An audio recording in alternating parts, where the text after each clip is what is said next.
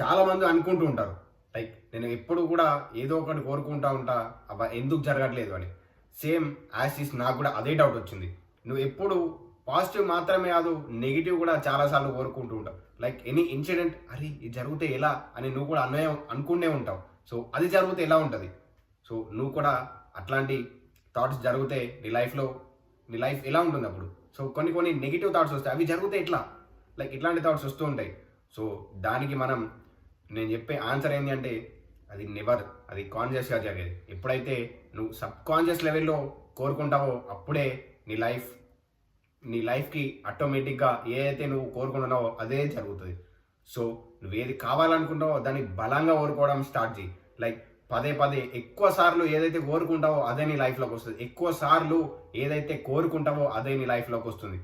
As it is నువ్వు నెగెటివ్‌గా అన్‌కాన్షియస్‌గా think చేసినవి ఏవి కూడా రావు. సో నువ్వు పదే ఎక్కువ ఏదైతే చెప్తా ఉంటావో అది మాత్రమే వస్తది.